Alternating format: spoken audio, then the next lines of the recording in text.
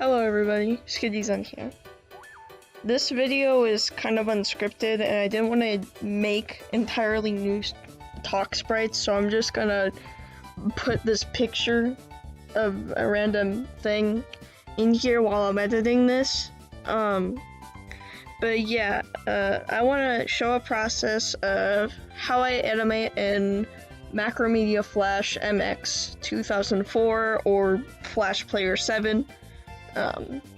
It's pretty simple, and I want to run you guys through it. So, yeah, this is gonna be pretty damn epic.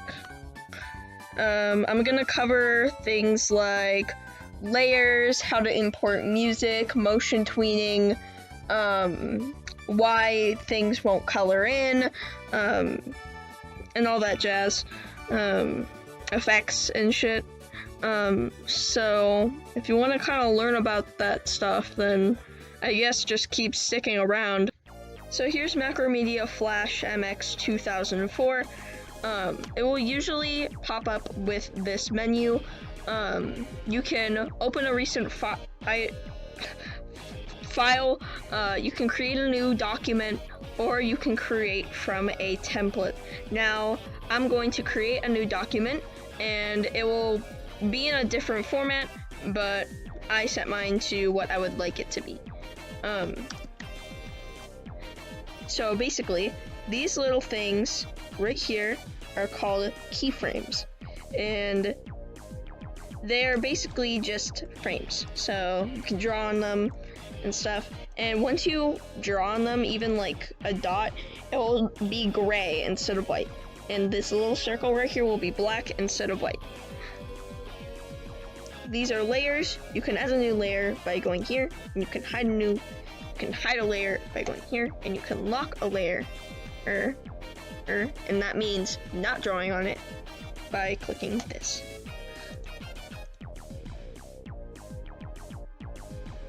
You can delete layers using this button. These are onion skin tools. You can click this one, and then if I go over here, if I right click, it will show a bunch of different options. We've got create motion tween, insert frame, remove frames, insert keyframe, insert blank keyframe, clear keyframe, convert to keyframes, convert to blank keyframes, cut frames, copy frames, paste frames, clear frames, select all frames, reverse frames, and synchronize symbols. Now, all of this stuff is going to sound pretty new to someone who is starting out, but if you want to add a keyframe, just click insert blank keyframe.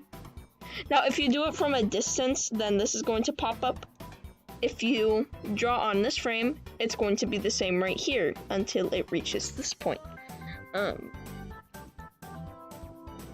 And with the onion skin as well, you can use the period buttons to move left and right to navigate to different frames. You can alter your onion skin. I usually just go with this one. So if you draw on this frame, let's say if you want to draw a cat and stuff,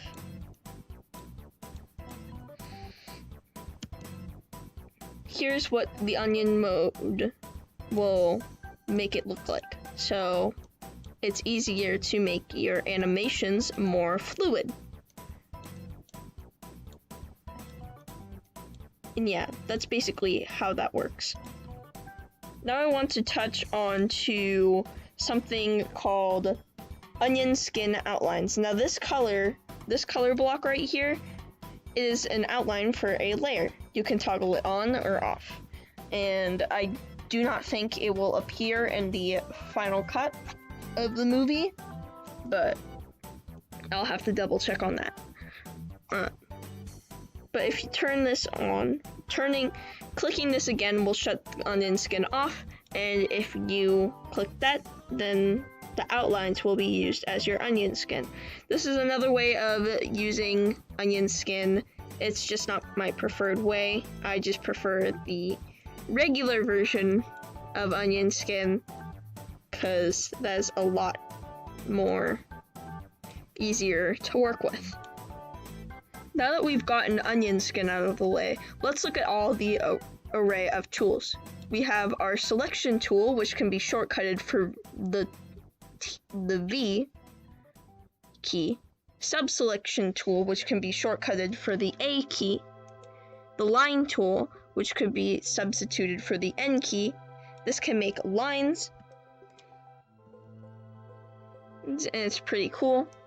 It will be the color of your stroke color, and then your fill color is going to be your brush, which I will get to in a second. But if you make your stroke color black, then your lines are going to be black. Just pretty simple stuff. The lasso tool can be shortcutted for the L key, and this just selects stuff freely. If you're selecting something like I will do right here, let's say you're using the lasso, it will appear dotted. To deselect, you right click on the dotted area and you click deselect all. The pen tool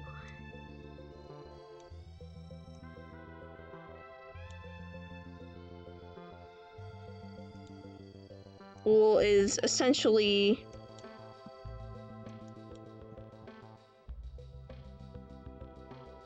a pen.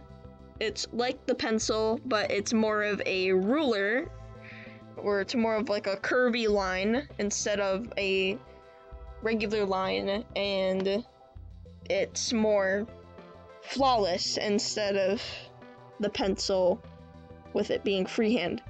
Text tool, like it suggests, if you drag, you can insert text. You can edit all your settings down here, and you just type and it inserts the text for you. Now click anywhere to close it, and then click on the text if you want to adjust it or move it. Now we have the oval tool or the circle tool. This makes ovals. Now this is the first tool I think we get to if you can set it to no color. So if you set your fill to black and you set your stroke to black, this is what happens. It's just a pitch black circle. But if you set your fill to no color, then it will just be the black outline. So that's pretty neat. Now we got the rectangle tool, simply just the same thing as the circle tool, but a rectangle. Then this is the pencil tool. You can draw with it, but it smooths out quite a bit. I don't necessarily use this often, but I do use the brush tool. This can be shortcutted for B, and you can change the size and the shape of it. So I can go here, and then I can change it to a line like this. So it will kind of have that thick edge, and you can change your smoothing to 0 if you want. And that will not make any changes to it. It will not smooth it. It will just be like that.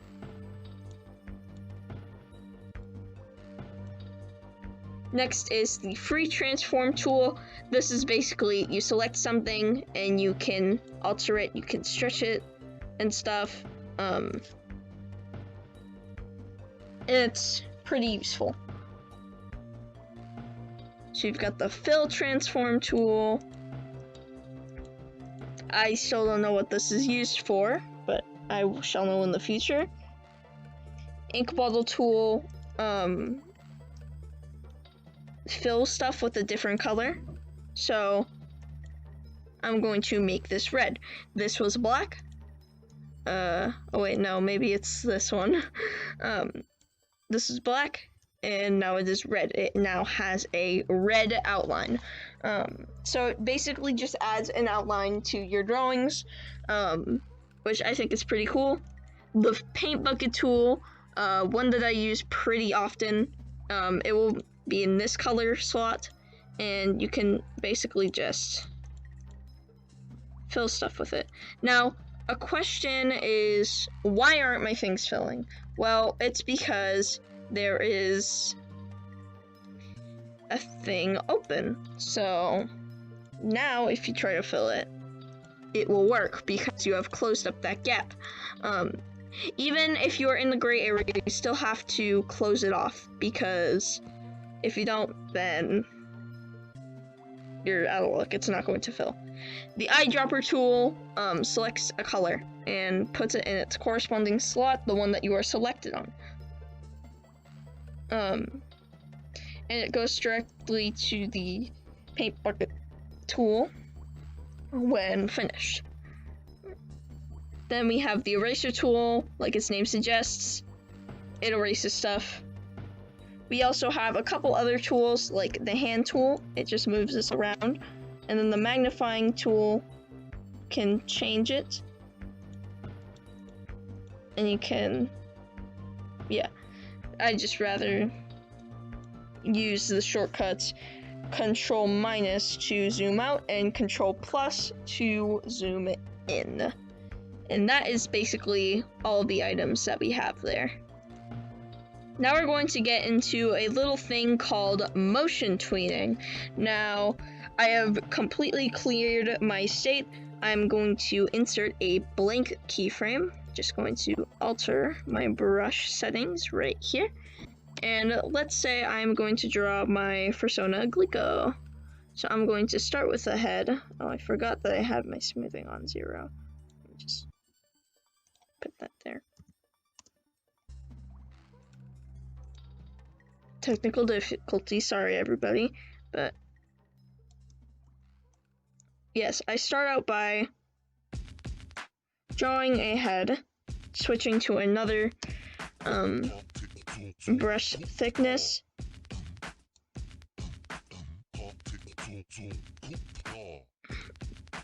so that it can match up when I zoom in.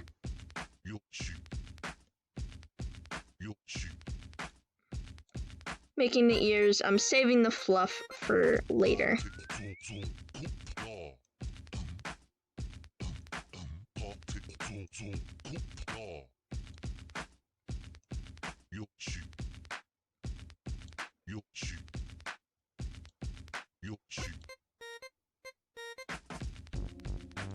And there we go. We have her head, and I will be right back with the body and the bangs. And we're back. I just adjusted some things, and here is the thing. Now to edit a layer's name, you want to just double click on it and just type in hair or whatever. Now, in order to get the tween to actually work, you want to click on the frame, and that will automatically select it all. Right-click on the selected area, and then click Convert to Symbol. Now you want to name your symbol anything you want, and it will now be a symbol, and it is now ready to tween. You want to do that for all of your tweened parts. And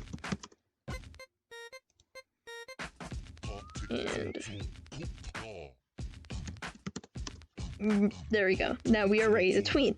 Now, let's say you want to do a maybe head bopping animation. I would go 4 from here, and on the final frame you want to do your final thing where you want your head to be after the tween. You highlight all of those frames and you click create motion tween. Now with the hair, you do the same thing, copy the frames, paste the frames, and you want to basically just make it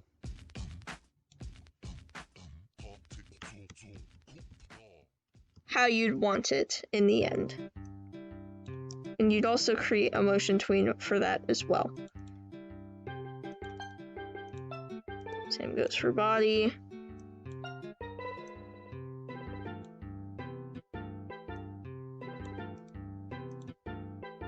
Same thing, you get the gist.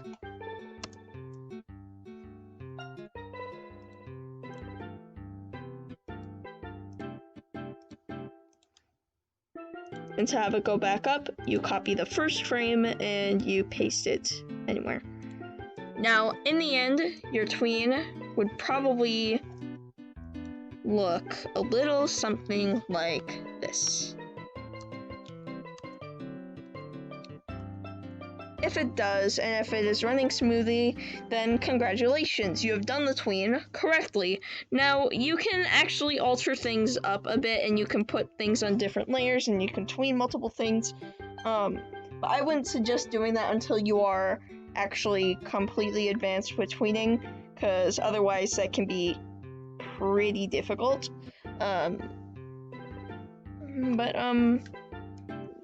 Yeah, that's basically how motion tweening works. And if you want to insert a new blank keyframe, it's going to still have the same tween on it. So you're going to have to right click and click remove tween. And then it will just be white like usual. Alright, so I just opened up Flash again, and this time I'm going to be teaching you how to export music into Flash. Now, you have to use a specific website, from what I know, called Y2Mate, and you're going to, when you download it, you're going to have it in your downloads. So you want to go to all files. I know it's probably not going to show, but I'm going to go with, it's not going to show up, but I'm going to just go with the Pretty Lies meme. Now, you're going to have to create an entirely different layer for this. So you already have a started layer. You click on this keyframe, you get a sound, and then you select Pretty Lies animation meme. Now, you want to go to the video that you exported. So let me just go to it right now.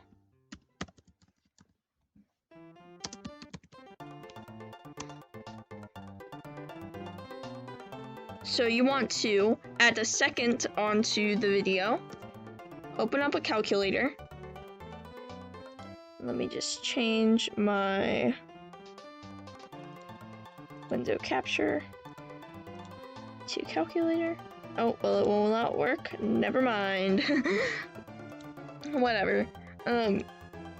So you want to multiply your frames per second, which mine is 16, by the number of seconds that the video is in. So I'm doing 57, and then the equal thing is 912, which will be how many frames you're going to at least need.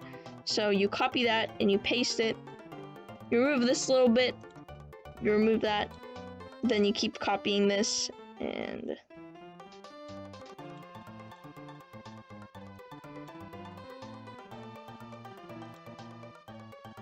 you see this blank stuff? Yeah, you can just select that and get rid of it. And that's basically it. You have your audio in, and to prove, I will go ahead and play this back a little bit.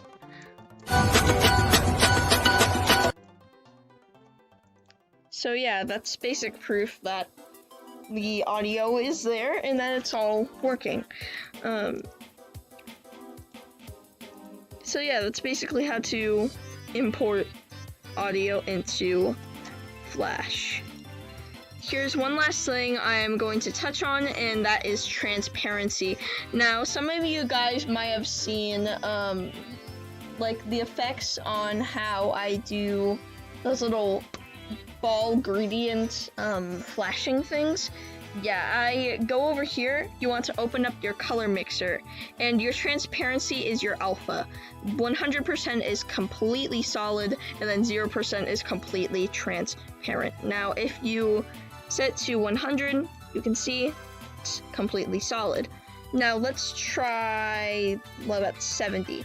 And it's going to have these grids on it, but that will not appear in the final thing. And you can see, although it is the same color, it is much more transparent, and it won't be weird and strange when you dash through it. Now let's try 50. 50 is going to be even more lighter, and you can see that by this comparison. Let's try 30. 30 is going to be even more transparent, and yeah, you can tell. So this can go all the way up to 100. That is the max, and it can go all the way down to 0. So yeah, that is basically transparency on brushes and how it works. In order to export a movie, you want to go ahead, go to File, Export, and then Export Movie. You can export image for a thumbnail, but it will also export the things in the gray area that you have drawn in there. Not only that, but it will also only capture the frame that you have selected.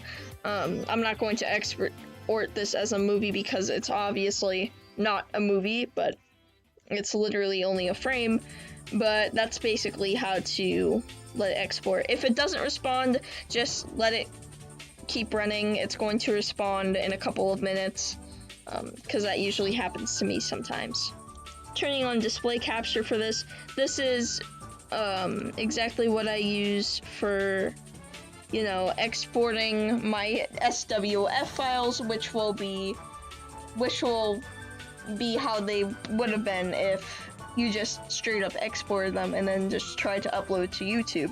If you try uploading in SWF, then it will fail. So you click add, and then it's going to show up with this. I usually have mine in save pictures. And of course there's nothing there, because I usually just delete them right after. But if you go to audio, if you click external audio track, you can just pick another audio track without even having to, edit it over, and it's pretty cool, not gonna lie. And once you pick the external audio, you switch it to MP3, and then you convert it. So yeah, that's basically it for this tutorial. I've covered all the basic needs, I think. And bye-bye.